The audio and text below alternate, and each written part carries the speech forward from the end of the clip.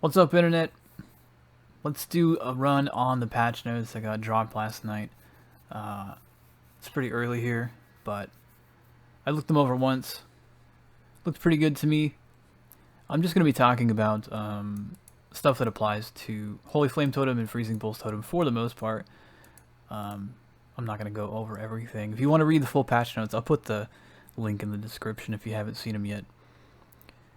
So, let's just get into it. Delirium Challenge League. We know everything that they've teased about this so far. There's nothing new here. New gems, though. Arcane Cloak. This one's pretty interesting. I'm not certain yet whether this is going to wind up in either one of my builds or not. It sounds like it would, but so it says it consumes a portion of your mana to gain a buff that can take a percentage of damage from hits from you before being depleted. This is exactly how Steel Skin works. But while the buff is active, you gain additional lightning damage based on the amount of mana consumed as part of the skill's effect. Now this has two implications. The first is that this is going to be no good on a cast when damage taken setup, because cast when damage taken triggers don't cost any mana, and so the effect of the buff is not going to scale at all, so it'll just be useless. Which means the only real way to use this is going to be through manual activation. Now, if you're the type that wants your guard skill to be automated, that's kind of a big problem, right? It's kind of a non-starter. We're going to have to look at the gem, I think, to see how much damage this is actually adding, how much mana it tries to consume at a maximum. You know, maybe it's really hungry. We also probably want to look at like the duration of the gem and see if the buff is going to last for a significant amount of time if we don't have it get consumed by damage. Like if it lasts for a good 15-20 seconds with like an increased duration gem, that might be worth doing periodically to get some free lightning damage. I'm a little bit shy of using this myself, specifically because of that trigger effect implication. I kind of prefer having my Steel Skin on an automatic trigger. Less things to think about, and especially when we're a mind over matter build, hitting this at the wrong time and then taking a big hit and not having as much mana available to protect us could be a pretty bad thing, especially in the harder boss fights. So we'll see tomorrow, or I guess later today, when they show this gem off, but it may wind up getting used. Stormbind and Kinetic Bolt, good luck if you're going to League Start these. I'm always scared to League Start a new skill. Blade Blast is something that may also wind up in both builds, or neither. I'm not certain yet. They did mention in the preview for this that this skill was going to apply Unnerve, which is something that is typically really hard to get access to, and that is 10% increased spell damage taken as a debuff on enemies. Essentially 10% more damage. The problem is just going to be fitting it into the build, and it's like yet another active skill you're going to have to think about using.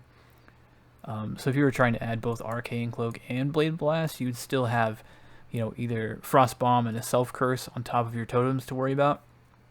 Or in Holy Flame Totem, you're going to have, probably Wave of Conviction with multiple totems for fire exposure, and then maybe Arcane Cloak still. So I'd much rather do something like this. We pull up the cluster notables. This Master of Fear notable, which allows you to apply Unnerve on your curse. That seems a lot more interesting to me. I'd much rather have this be my access to Unnerve than Blade Blast. But we'll see. Spellslinger, new wand stuff. Archmage. This one is a support gem that I'm almost certain is not going to wind up in either of our builds. This basically changes the cost of your skill to like a percentage of your max unreserved mana and adds lightning damage in exchange. The amount of mana this is going to consume is absolutely crazy. You're going to really have to build around this support, and I don't think we get nearly enough mana or mana regen to where we could reasonably support this. I'm pretty sure that somebody that I reasonably trust in Discord was looking at the video that previewed this and was calculating, backwards from the support gems they showed in the preview, and said it was probably 8% of base unreserved max mana as the starting cost before being multiplied by supports, which just means like it'll be insane. I don't think that's going to wind up in my builds. This one will, though, the second wind support, which adds an additional cooldown use to supported skills, and grants those skills increased cooldown recovery rate. We're really going to want this for Flame Dash because, as we'll see below, they nerfed the cooldown recovery rate on Flame Dash quite a bit. So we're going to generate charges for it slower. This will give us 4 charges and offset that cooldown recovery nerf too. So this one's definitely going to wind up being attached to Flame Dash in both builds. And then they talk about like the new div cards and unique items and cluster jewels and all that stuff that we know about. So I'm not going to dwell on that. A bunch of changes to Specters. I don't know. I don't play minions. This one I'm kind of hopeful for, actually. Improve the appearance of shocked, burning, caustic, and chilled ground. I really hope this means that it also improves the performance of these effects, because I still feel like after the changes, they're too much of a performance hit in maps that have this across the entire map. Between this and a couple notes down here of like improve the performance of all ailment effects and improved engine multi-threading, I'm hoping that we see some better CPU performance out of the game that makes stuff like this not nearly as impactful. Added a stash to the menagerie. Good job, Reddit. I'm surprised it took that long. New Grandmasters and replace 7 others. This map sucks, but hey, maybe it'll be a little bit easier. Probably not. Some new visuals for Ray Zombie and a bunch of spells. I'm kind of interested to see what they did to Frostblades and Scorching Ray in particular. I always thought Scorching Ray was pretty cool looking, especially some of the MTX. And I don't remember seeing Scorching Ray in like the PoE 2 stuff from ExileCon, so I'm pretty curious about that. And Frostblades I thought looked pretty modern. I'm not sure what they're doing with this one, so I'm kind of interested just to see why they changed it. Cremation projectile area effect looks new, I guess. The 3-to-1 sextant recipe is back, which I think is a good thing. I was way overstocked on sextants on the low end.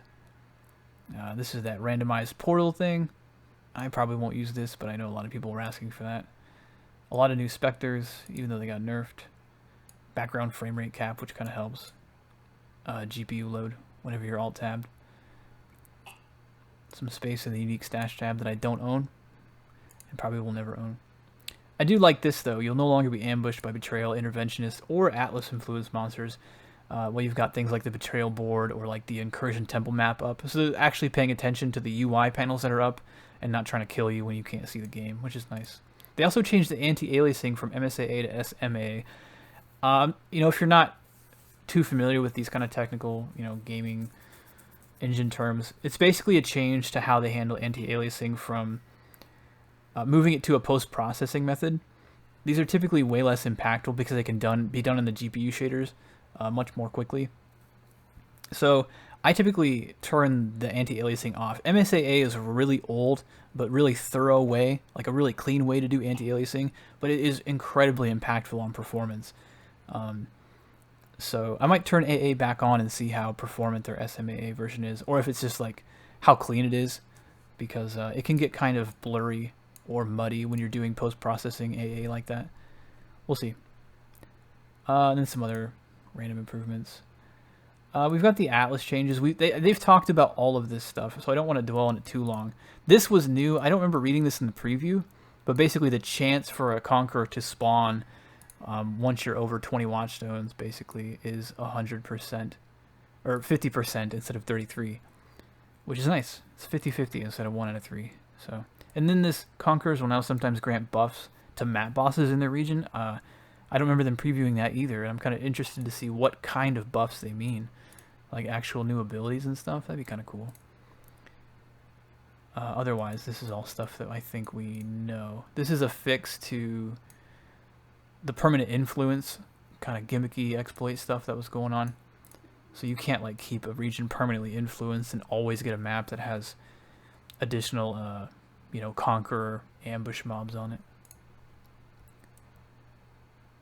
They did talk about this stuff, right? The nerf to like Atlas missions and the nerf to the bonus chance to get +1 tier map drops from Awakening bonus.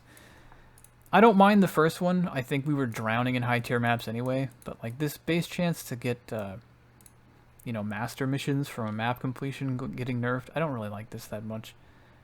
It does go, so it starts at 35 now instead of 40, but then the Atlas, like the Awakening bonus objectives, push this up to 45 at the top end. The thing is, like even if you get back to 40%, right, so you have half of your Awakening bonus Atlas done, you're still well behind in master missions compared to 3.9.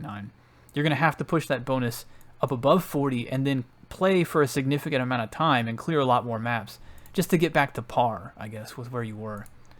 I'm not crazy about that change, really, because master missions are more impactful, in my opinion, you know, earlier, closer to league start when you have less completion anyway. So, not a fan. This was kind of a surprise, though. They'd done a number of buffs to Sirus, which I don't remember them talking about anywhere, right? The apparition is now more active during the arena phases. So these phases, these arena phases that they're talking about, is basically everything but the final phase, right? So when you're fighting Sirus, but he hasn't absorbed the apparition into himself for the final phase, it's going to be doing a lot more attacks, apparently. He now heals to 75% in the final phase instead of 50, so he's got a lot more health in the last phase, and the last phase is obviously way more dangerous than the others. So it's going to be a longer fight at the end when he's at max power. When he does the corridor skill, which is where he puts the 2 walls down and does like the bowling alley shit, it says he now teleports away from you when he starts that. So you're going to start at the other end of the corridor every time, basically. And you can't like gimmick that phase anymore because A, he takes 80% less damage until that skill ends, and the projectiles will now pierce anything that's not a player. So you can't like block them with zombies and stuff. So that's going to be significantly more dangerous, right? But this one's kind of spooky, right? The rotating quad beam ability now has larger beams and applies a new debuff which reduces your action speed and causes you to take increased damage. That's pretty spooky to me because that last phase is already hectic, and that quad beam applies a lot of corrupted blood if you don't have corrupted blood immunity, and it's going to snare you in a way that you can't stop, along with making you take even more damage from anything else. So the last phase of that fight is definitely getting a lot more dangerous. I'm interested to try that again. I think people are going to find that that's a little bit more impactful than they think, especially this last note. And then a couple of nerfs to sextant modifiers, which is like, whatever. Again, we were raining. Like, if you're at the point where you're juicing up high-end maps and stuff, you know, you're already drowning in maps and loot. This is talking about Metamorph going into the core game. They're adding Scarabs to both Ashling and Katarina, I think. And then, of course, you know, there's a Sextant modifier that's going to add Metamorph like it does the other Masters. A couple of AI improvements. A couple of UI improvements. Nothing major. Everything's sort of just Metamorph going into the core game at like every 1 out of 10 maps, you know, 10% chance. This sounds pretty cool to me too, though. Endgame Vol side area improvements. So the Vol side areas, now that they spawn in maps, they were still pretty weak because they were like the old Vol side areas. They just appeared in maps. So they were pretty much a waste of time, right? The map mods didn't affect them. The bosses were really weak. The modifiers in the area were really weak. But now they all spawn as rare areas, which means they're going to get 4 to 6 map mods on the Vol side area. They've changed all the mods that can appear in a Vol side area. Reflect can no longer appear in those, which is super nice. So if you don't roll a Reflect map, you can't get Reflect in the Vol side area. There's a lot more monster density.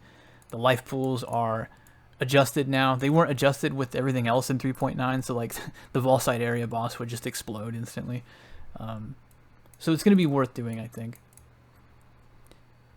And there's a few character balance things here. Nothing serious. They renamed like melee weapon range and unarmed attack range for some reason. Wand attack projectiles are now considered larger for the purposes of collision detection against monsters. I don't know if this is a good thing or not, right? It should be. It should make it easier to make contact with an enemy to, you know, with your skill. But I wonder if it's going to make it harder. Hopefully it just affects collision with monsters, right? And not collision in general.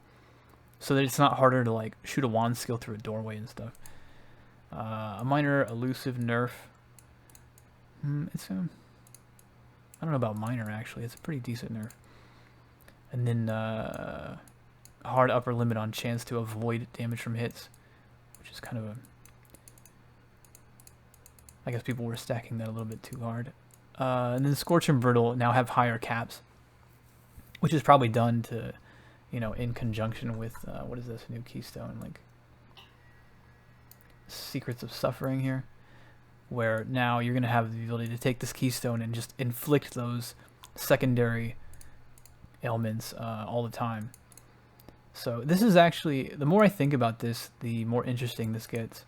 I feel like you can actually make this pretty powerful as long as you build around secondary sources of these main effects, right? Skitterbots applying chill and shock for you, or using there's some keystones down here where, like, I kind of shrugged these off the other day, but you know, like nearby enemies have fire exposure. There's also a nearby enemies are chilled, right? So this is still going to apply chill even if you have Secrets of Suffering. So that's a way where you can get chill on enemies too, and then have your critical strikes applying brittle, which is a really, really powerful debuff, assuming you can get some decent base damage going. I can see it being powerful. So now the skill reworks, right? The only one's Animate Weapon because, I don't know, apparently it was super busted. They said it like the damage multiplier on Animate Weapon was not applying to the minion's damage at all. Whoops. So, yeah. I have no idea. I've heard that people that actually play this kind of stuff doing just paper, you know, theory crafting, saying this looked really strong. I have no idea. This is not a skill that interests me. This is that Totems and Ballistas now have 50% more base life buff that I mentioned yesterday. That got Mark mentioned on the Bay class. Sure. Thanks. Free life for our Totems. Holy Flame Totem doesn't get as much of an increase because it already had higher base life. It's like a newer skill, so that kind of doesn't surprise me. But it still got some kind of buff. A lot of changes to skills. Stuff like dash. Like the movement skill changes I like a lot. Everything was kind of just shitty compared to Flame Dash, for being honest. So any kind of buffs that they can do here really help. Some nerfs like we expected, right? Herald of Agony. There isn't one for Herald of Purity, so Herald of Purity might be pretty good this league. Nerfs to Pyroclast Mine. A lot of nerfs to like Raise Zombie and Summon Skeleton down there. Spirit Offering got absolutely dumpstered, huh?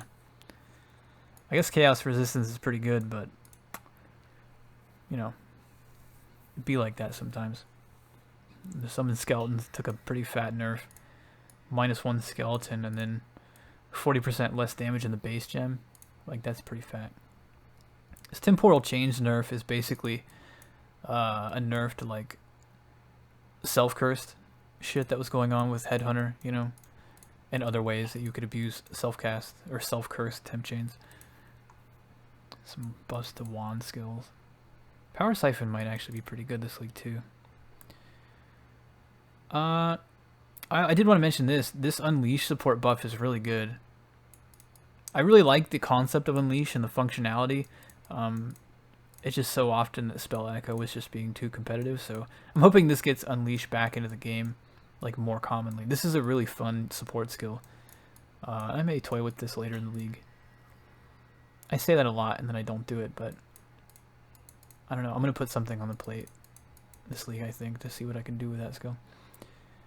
Some buffs to the Witch starting area path for the ES, which is totally deserved, because if we look at the Witch starting ES line is like super bad right now. It's like 14 flat ES, 10 flat ES, 10 ES, 6% ES, yay, 10 ES. Like, this is such a bad line. So it's a good thing. The Wand Slinger cluster got reworked. We knew about that. It's just some minor buffs. This one's more of a change, I guess, because this is the one that allows you to scale physical, like attack wands with increased spell damage. Seems pretty neat. And then some minor buffs to Enigmatic Reach and Explosive Impact cluster islands. A couple of things moved. Not a big deal there. Necromancer didn't really get nerfed that hard in terms of the Ascendancy, right? Like, they took some of the elemental resist out of Bone Barrier, and they've moved it into Commander of Darkness. Okay. A couple of buffs to Assassin damage nodes, and then a little bit of a nerf to Mistwalker. Seems fair. And then that Guardian nerf that Mark mentioned, where they're going to get significantly less ES from reserved mana. And there's a lot of other changes that feel like they were trying to touch on that stuff, stat stacking and things like that. Yeah, the item balance stuff has some things that I think people will be curious about. Enduring Flask getting nerfed is not shocking to me in the slightest. I'm not even going to dwell on it. I don't even mess with these mana flasks, to be honest. But this is pretty nice. Bows can now roll a high-level suffix to cause them to fire 2 additional arrows. So it's basically a free prod roll for a high-end affix, which is pretty cool. Some people were asking me about these temple mod changes. The first thing to know is that the Takati and Topatantes, we use these a lot in 3.9, right? These changes are not relevant to us whatsoever. What they're talking about here is the Takati suffix on body armors, or just armor in general, which we never really used. And these Takatis and Topatantes changes, they're specific to the physical, like, attack weapons, right? Axes, swords, bows, maces, things like that. Because they're talking about the physical damage extra chaos mod and the elemental resistance penetration mod. These mods did not appear on spell weapons, right? Wands and staves and scepters and stuff. You would get the spell damage. Takati's is like spell damage, and non-chaos is chaos for spells. And then Topatantes is spell damage or elemental damage like cold, fire, lightning, and then flat damage to those matching spells. So we don't have to worry about these weapon modifier changes. This is the one that is going to affect us, where Zopex, which is currently flat, a really large flat mana roll, and then like up to 10% increased max mana. It's a really good affix for us, and they're basically removing it on all armor. They're only adding it to amulets now with increased max mana. So on the one hand, I'm not that concerned about this because we have plenty of room to shuffle mana around in the tree and stuff. It's not a big nerf in either case, right? I do think this is the wrong move, though. Excuse me.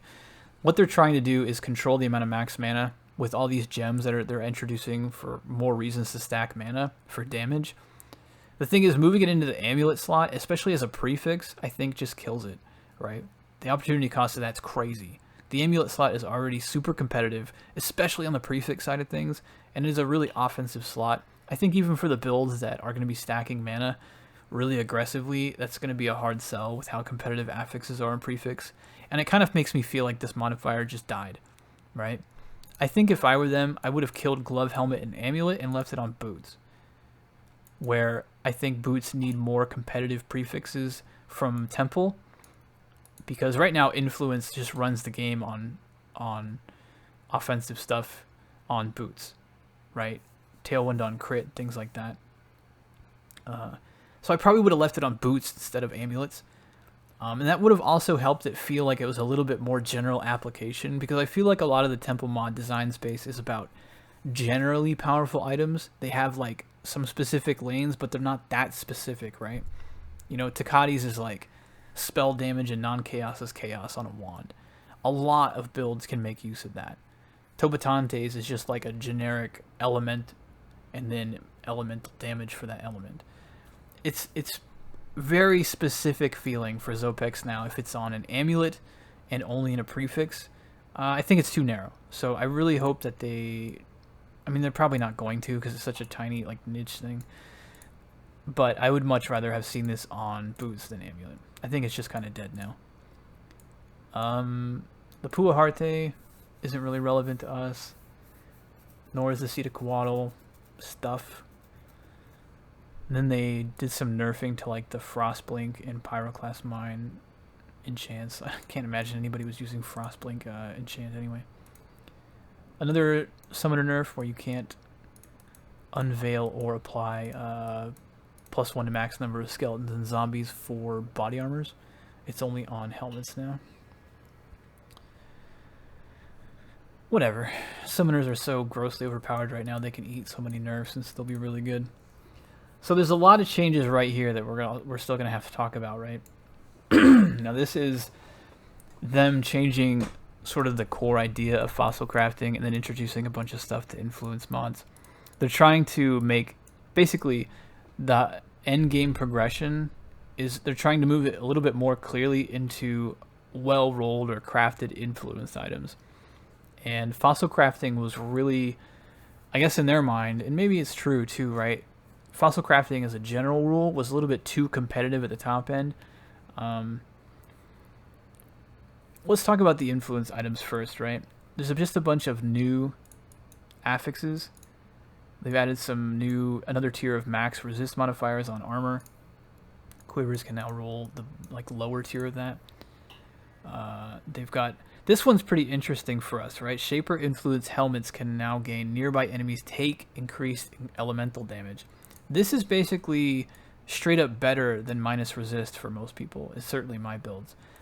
So this is a pretty high value affix. One that I'm probably going to try and utilize if I can. New affix for quivers from Elder. Warlord influence belts get increased damage at better values than veiled item. Shaper lost the ability to get increased ES. And then you get 5% more on the top end of the increased cold, fire, lightning elemental mods on belts, which is pretty nice. The fossil crafting stuff though is pretty important. So what they've done, there used to be a lot of fossil mods that you could only get from a fossil, right? We use these in both builds. We would use either scorched or frigid fossils to get access to the nearby enemies have -9 cold resistance or fire resistance as a nearby aura. Every single fossil specific mod is gone except from faceted, bloodstained, and hollow. I don't even remember which ones these are. I think bloodstained is the corruption one where there's unique vol corruptions in bloodstained or something. But for the most part, the ones that we typically used have been moved or deleted. Most of them, it feels like, got moved into influence, and everything else just got dumpstered. The one that was most relevant to us was helmet, right? We were using the fossils to get nearby enemies have minus fire or cold resist. And these are now on Warlord and Redeemer. And so what's the practical result of that? It's just going to change the way you think about the helmet enchant in the real world, right? Because when you're league starting, or even a week or so into the league, or however long it takes, you're going to have a harder decision, right? If you want to invest in a helmet that has no influence, it's going to cost you an exalted orb, like a Crusader's or a Warlord's Exalt orb, to get influence on the item before you start fossil crafting it. So I suspect that lab farmers are going to start enchanting more influenced items for profit, the people that run lab, the absolutely insane people that run lab for profit or fun. But for the most part, this doesn't affect us that much.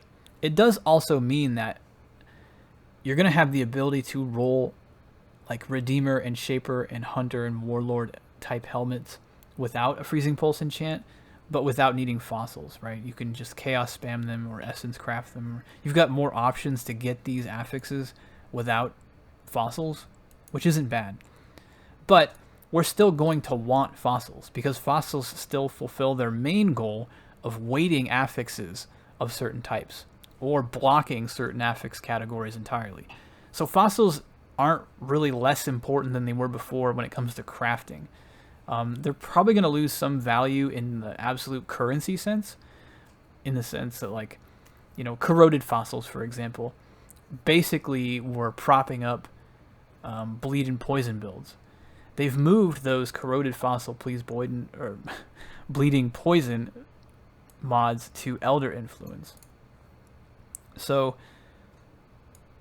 this is going to really impact, say, the Gladiator bleed bow stuff as a league start, because you can no longer just get to delve and get corroded fossils early to craft an endgame ready bow.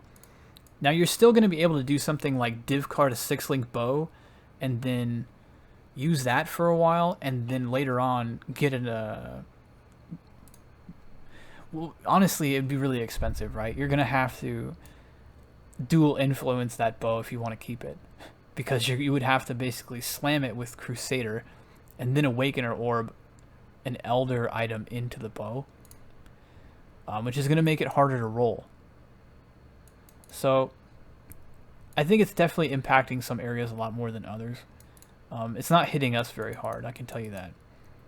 If you're worried about it for Freezing Pulse or Holy Flame Totem, don't worry about it too much. I'll try to explain it more in depth when I update the build guides, but for the most part, it's just you might be more likely using a non-Freezing Pulse Enchanted Helm because you'll find like a better Redeemer with this aura already on it. There's going to be more of those on the trade site. Or you invest in a Freezing Pulse Enchanted Helm, and then you're going to need a Crusader Orb to slam Redeemer into it for that cold aura. You also might be more inclined then to dual influence, right? Like dual influence Shaper with Redeemer would be pretty impressive, because then you could get both auras, presumably, that they don't block each other. Shaper is definitely more enticing than it was before, especially as a dual influence option. I'd be willing to dual influence Shaper Hunter, Shaper Warlord. Hunter Warlord's still going to be really good. I'm not too worried about it.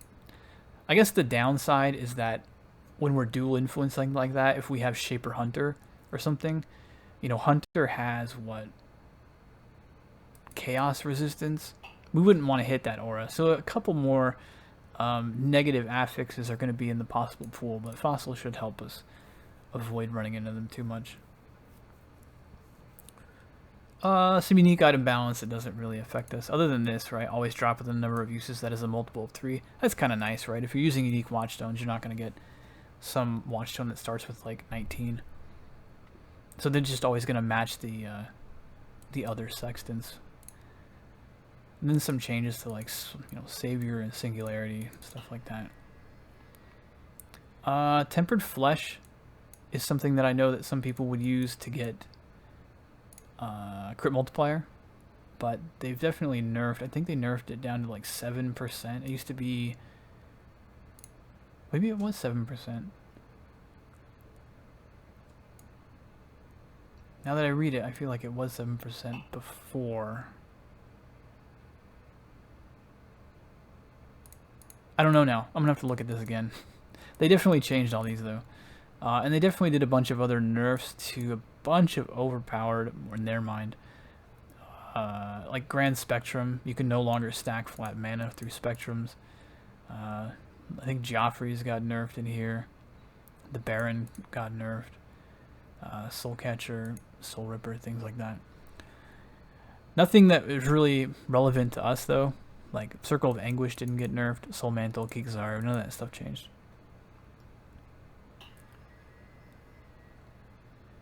I don't think this change affects us really. We were never slowing monsters that far, but there's sort of a limit now to how far you can slow a monster's movement speed. It's not a big deal.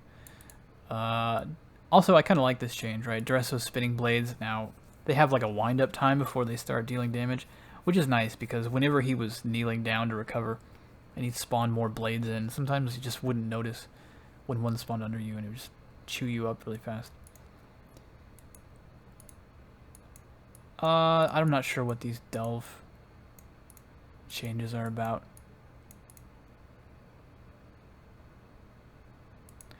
The Incursion changes, though, are really nice. I expect to be time traveling quite a bit in this league. They've done a pretty big overhaul on Incursion rewards, and things sound really juicy inside here. Especially because with Metamorph going core, it's only going to appear on 1 out of every 10 maps now, right? So we're going to have much less opportunity to get those free Incursion weapon drops, which means there's going to be a lot less Incursion weapons going into the trade pool, too.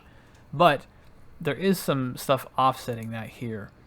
So, you know, now you can find double corrupted strings of servitude, but like, okay.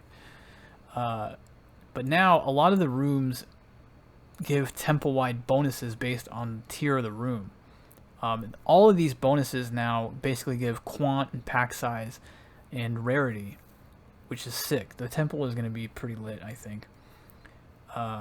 This here, though, chests in the present-day Incursion Temple that previously contained either a unique or a single magic item, right? That's how you could get like a magic Ducatis. they now drop 2 to 3 rare items of that same Architect's mod. Now, Takati is the poison room, and Topatante is the lightning engine, like the hurricane engine or the tempest generator. So there's a way now that we can kind of target farm for these two affixes, but in general too, hopefully a lot more of those Takatis and Topatante's spell weapons will be going into the trade pool because of this too. That's what we should hope for, that this sort of helps offset the loss of all those incursion weapons, because I think we're still going to want an incursion weapon as sort of our general go-to. They're really high value weapons, so I'm glad to see this. Things do sound like they're getting more dangerous in the temple too, though, right? Poison Gardens higher tiers now add more and larger poison pods. Don't forget that you have like a Pantheon Miner that can make you basically immune to poison. So I usually run that anyway, and I haven't thought about this poison mod in a long time. Tempest from the Tempest Generator and higher tiers now strike much more frequently, and their effects will last longer, which is really neat, because the Tempests are one of the more fun things to add to the temple, I think. Based on the tier of the Surveyor's Study sequence of rooms, architects throughout the temple will now drop map-related currency items, which is nice. Really nice change. The Royal Meeting Room and its higher tiers now adds more magic monsters to the temple, which is really good. That's much more experience and many more map drop opportunities. They did make Atziri more dangerous, so watch out for that if you run this up to tier 3 with the Atziri room. Based on the tier of the Armorer's Workshop, monsters throughout the temple will benefit from increased elemental resistances and reduced physical damage in line with like the map modifiers. So you're going to get benefits just like a map, where you're going to get more rarity and quant and pack size with any of these buffs that come with the temple-wide stuff.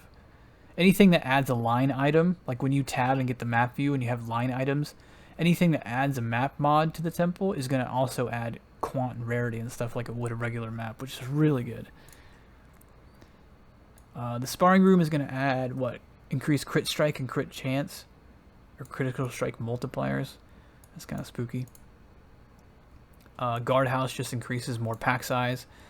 Splinter Research Lab always contains a breach. The higher tier ones add more breaches and more like of those clasped hand treasure chests while the breach is up. The Jeweler's Workshop adds rarity to the temple. The Stride of Empowerment adds attack and cast speed modifiers, which again are all increasing rarity and quant and pack size. Increased monster damage modifiers. It can be either be physical or elemental is sort of how I read this. The Torment Cells one does sound a little bit scary, where, beginning at tier 2, the architects and some of the monsters will spawn possessed from the start. So that could be sketchy. More strong boxes in the strong box chamber, and something with the crafting benches can be used by other characters in your account. Who cares? Ashling can now award Metamorph Scarabs. We knew about that. And the Mastermind can drop them too. So this is that buff I was talking about for Atziri. This applies to only the high level version of Atziri, the ones with like the mortal fragments. But they gave the clones, when she splits, 5 times more life. So that phase is going to be harder. They've also went through, it seems like they buffed a lot of the unique maps, because the unique maps kind of got left out of the 3.9 difficulty increase. A lot of them still had their old life values, or really weak life values. They also buffed the life of the unshaped mini bosses, like when you're running back to the shaper, those like celestial looking guys at the end. They're already kind of obnoxious, but they've got more life now. Zana's level is now based on the number of bonus objectives you've completed rather than just the number of maps completed. So it's going to be a little bit harder to raise your Zana level to get more map device modifiers, but not a big deal. Brutus, Merveil, and Weaver are getting the upgrades to like the story version. They have like new story version attacks and stuff, so the map bosses will match that now. Burial Chambers at T7. So the monsters avoid elemental ailments map modifier now grants 30, 50, 70% chance to avoid ailments instead of 30, 60, 90. The reason they did this is because as soon as you got more than 10% increased map modifier effect from Awakening level, this turned into complete immunity. And they thought that was too punishing. The thing is, it's still going to scale up to like 90, what, 94%? Because I think you get 24% increase effect of map modifiers from Awakening 8. And 94% is still like a non-starter for me. I'm still going to re-roll this. 94% chance to avoid shield and freeze is like pretty crap. You wouldn't really care about it as much on Holy Flame Totem. We're not really doing anything with Ignite other than getting combustion benefits from our like Wave of Conviction Totem, but I would still run those on Holy Flame. Same thing for Poison and Bleeding going down. The Shaper now gets like some damage reduction at the start of every phase, so you can't just burst him down immediately. It says it tapers off over 8 seconds, so no longer will we be doing Shapers per second damage. He has defeated us. The Death and Taxes unique map boss. It sounds like they overhauled this, right? His visuals have been improved. He now has more life, uses new skills, moves more quickly, and will transition phases faster. He also will not target anything but players when he's doing the, you gotta run between those 2 points while he's following you. So that's kind of nice. Improved character visibility in Drox's arena. I'm not sure what that means. I didn't feel like it was hard to see in that fight, so I'm not entirely sure what they changed. Veritania will move out of the storm more quickly, which is good. Baron's runes won't stay around after he's dead. Would have been nice to have this fixed when the challenge was still there, eh? Bosses of the Vault Pyramid will spawn much more quickly. That's the map where there's like 3 bosses that spawn one after the other, which is pretty annoying. I changed like the text of how monsters deal bonus elemental damage is written. I don't think it's a functionality change though. And then we've got just the map mods. They've shown these earlier, right? We've got Fortune Favors the Brave as usual. Ambush and Abyss are 2. I like Abyss at 2. I have a feeling I'll be running a lot of Abyss. Abyss at 2 is really high value, especially whenever you get Abyss depths. Bloodlines in 3 is still pretty good though. I like Bloodlines. Domination at 3, probably not for me. Parandus at 4, also not for me. Beyond at 5 is okay. Kind of expensive, but Beyond's always one of the best in terms of value. And then you got Blight all the way at 8. That seems expensive to me. I don't know. Blight is going to be good, right? It's because now Blight has guaranteed oil drops. 8 Chaos is pretty expensive. Might be worth it still. We'll have to see, but kind of wish it was just like 6 or something. Some UI changes that I don't really care about. So the quest rewards is a little bit relevant. If we do wind up using Arcane Cloak, we will get offered that after Intruders in Black. I think Intruders in Black is the Act 2 quest where you kill the guy in the Western Forest for the Thaumaturgic Seal, and then you go back to Act 1 after the roads open. I don't remember, though. I don't remember quest names very well. But anyway, you get it in Act 2, basically. Blade Blast will be offered to the Shadow, but we will be able to buy it after Intruders in Black from Mina, so that's good. And we won't need any of these other gems. Second Wind is not offered to us, but we'll be able to purchase it at the library in Act 3, which is okay. I don't know why it says anybody can purchase this except Marauder. Like, why does he get dicked? What is their problem? I just don't understand why you would do this. It seems rude. PvP changes that nobody in the world cares about. And then a lot of bug fixes. Unfortunately, nothing that really bugs me, right? Holy Flame Totems animation canceling rules be wrong, or like freeze on invulnerable bosses doesn't seem to be fixed. But there is a lot of good bug fixes here, so good to see. I think that covers about everything. I would say that the patch notes, I don't mind anything about the patch notes other than a few details, right? Zopex getting murdered like that seemed really... I think it's just really misplaced on amulets. I really would like to see them put that back on boots and kill the rest of them. The fossil changes don't affect me that much, except it did kind of kill my desire to play a Gladiator Bleed starter, at least with a bow. I might still consider doing it on Lacerate, but I was more interested in playing it ranged, so I'll have to think about that. It didn't really change any of my considerations, though, for like Holy Flame Totem or Freezing Pulse. We're in pretty good shape on both sides. With the new notables, like the Keystone here for Lone Messenger, is going to be really juicy. for Holy Flame Totem, and Cluster Jewels in general are just pretty useful. I'm pretty excited to mess with those. I have no idea. I don't know how long it's going to take me to decide my League starter. Because of the corroded fossil chain stuff, I probably am going to League start totems. It'll either be Holy Flame or Freezing Pulse, I think. But anyway, if I skipped over anything you wanted to read, I'll just include a link to the patch notes in the description. You can read them for yourself. I am going to go get some breakfast. As usual, I'm going to be streaming a lot at League Start, so if you want to stop by and ask any questions or just say hi, you can find me at twitch.tv/WallachTV. And yeah, I think that wraps it up. I probably won't do another video for the gems. I will probably be spending a lot of Wednesday and Thursday updating or trying to get my guides updated. I can't promise that I'm going to have all that stuff done. Whatever I do get done, I'll probably do a quick video and upload that here on this channel. So feel free to subscribe if you're looking for updates on that, or keep your eye on the forum thread. Anyway, I'm going to go get some food, so I will catch you guys later. Peace.